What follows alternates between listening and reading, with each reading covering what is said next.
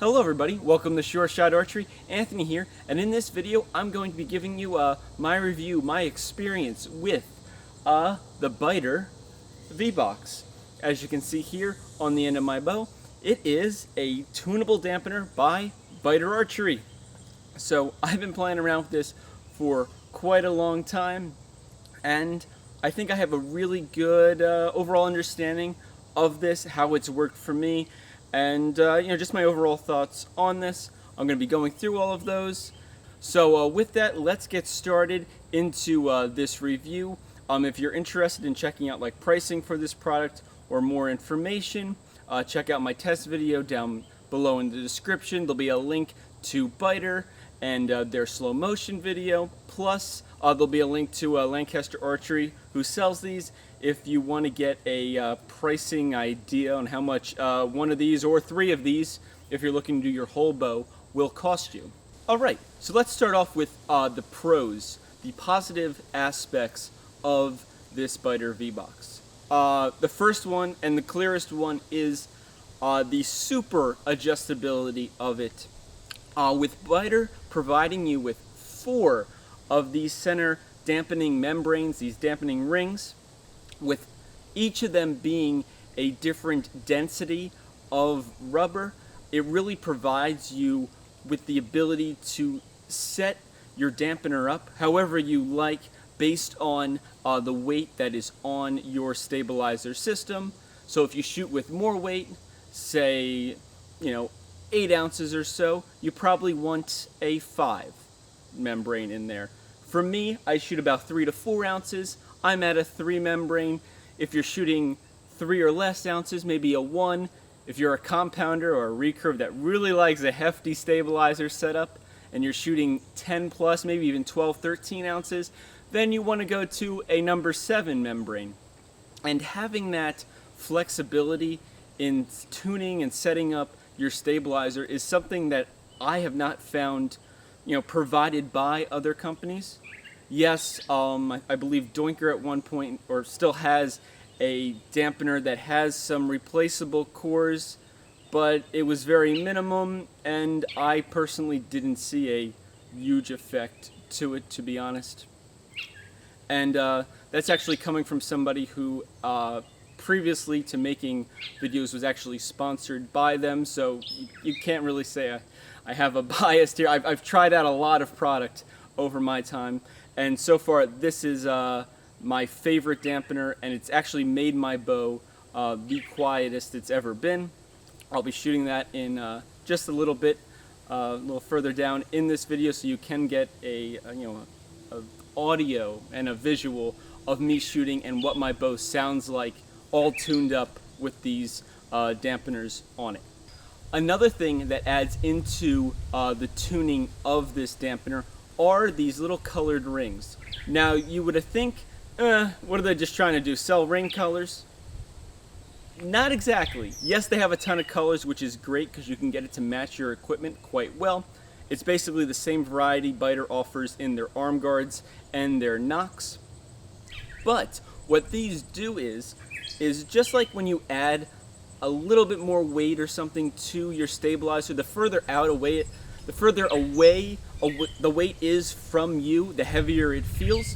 Well, adding a couple of these little guys to the front or the back of your dampener can help improve the tuning of this dampener and how it takes out vibration from your bow. Because maybe you are running, say, 4 ounces, and for some reason, because of the stiffness of your stabilizer bar and stuff, maybe it is a little bit on the noisy side still. Adding 1 or 2 of these to each of your stabilizers, or just the front stabilizer, could make the difference in it actually sounding better and performing better overall. Another thing I really like about this dampener, besides the tunability of it, all the color options for those little colored discs to help you tune even more, is the fact that this puppy has yet to rust. Now, I live not even a mile from salt water. There is salt air. You can almost smell it. We get a sea breeze. I live in a very salty environment things rust here incredibly fast. Faster than, I would say, most people that live inland 10 miles plus. Things rust here like crazy. This has yet to rust. I've been using it since about February or so, give or take a few weeks here or there, and no signs of rust. I've taken this apart. It comes apart just the same as it did when it was brand new. Things aren't binding up. There's, again, no signs of rust in it. On the flip side, I have used other brands' stabilizers, not only their weights, but their dampeners, and within 3 to definitely 6 months, without a doubt, there was visible signs of rust on those. I actually had to paint them myself. I actually currently have some pieces from other companies that are rusting that I have to paint on my bow because they use poor quality materials. They don't use a stainless steel, or they're using very low grade stainless steel. I don't know exactly all the specs, but I can tell you that so far my experience with the Beiter V-Box is they're not rusted, and that is excellent. Also, the rubber itself is not falling apart. This V-Box and the other two on my bow have sat outside all season long. When I'm shooting here at home at my range, I just leave this bow out here. It will sit out here under some trees, yes, usually in the shade or partial shade, depending on how the sun's coming around. And it will sit out here for like 16 hours a day, or sometimes a little longer when I go in to eat dinner and then forget I left it out here. But that's a whole nother story. Running out here at like 12 o'clock at night, shoot, let my bow outside. But with that though, I think it was a pretty good test because the rubber's not falling apart, the plastic's not cracking, the bolts are not rusting. And that's what you want when you spend money on a product. Now, for the one I would say partial con or something that will get other people frustrated maybe about this product, when you're first tuning it up, you have to take it apart a lot. Like, you can guess because, Beiter and stuff, they offer guides, they give you an idea. For me, I'm very curious about things, so I had to try every single one of the dampening membranes. So I took apart 3 of these every time and kept changing. I started at like number 7 and worked all the way through number 3, all the way to number 1, and then worked back to number 3 because that's what worked for me. Well, that's a lot of taking apart. So there is a bolt, a washer, and then a nut. And there's 3 of those per one side, and then there's 3 of those on the other side. That's a lot of little pieces, and they all have to go together, and you have to screw them all together, and you got to make sure it's all tight. It's a bit of a process. It's really good because engineering-wise, this is unbelievable, and how the design, this triangle design allows for the vibration to move through it so well. That's great, but it is a bit of a hassle taking apart. I don't think you can make it simpler without cutting into the functionality of this dampener, but I think it's something that some people may get a little bit frustrated with if you're somebody that likes to really tinker with things and try everything out like I do. At some point you're going, oh man, another one of these, what have I gotten myself into? For me, it was completely worth it, but I do want to put that out there as a little bit of a con for somebody that may not know what they're getting into. It's a lot of unscrewing and rescrewing. Once you understand how everything comes together, you get much quicker at it. And at the same point in time, once you get this set and tuned to your stabilizer and the rest of your bow, you set it and forget it. You don't have to touch it again. These have never come apart on me. I think they're even locking washers. There's nylon inside, so it's not like it's something that you're going to have to fiddle with all the time at every single tournament or every day on the line. It's tune it once, spend those maybe couple hours setting it all up, getting it shooting, and feeling the way you want it to, and then just carry on your merry way of shooting arrows and having a great time. So with that, I'm gonna go and put this back on my bow because I only have 3 of these, and I'm gonna go shoot it for you so you guys can hear my fully tuned bow. This is not the same bow that was in the test video. For that, I was trying to use a bow that was more bare, since this bow that I'm shooting down here has dampeners on its limbs as well, so it's extremely quiet.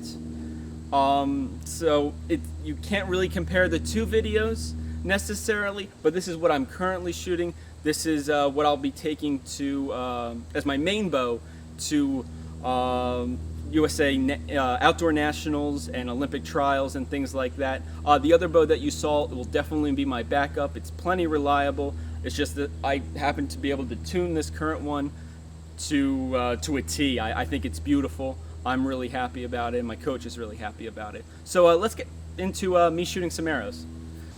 So to wrap up this review, I'm going to go and shoot with my 3 Beiter V-Boxes out of my gray Archery, gray AIX with some Win NSG limbs here. Now I'm running the number 3 membrane on this with, I guess if you technically count this little black piece here, it's probably more like 4 ounces worth of weight on this dampener. So let's hear how quiet it is.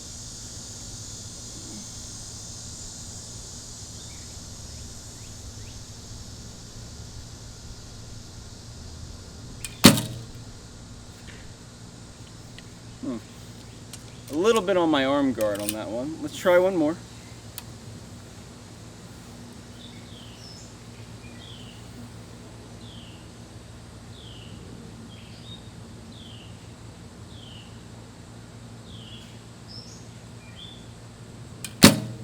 There we go.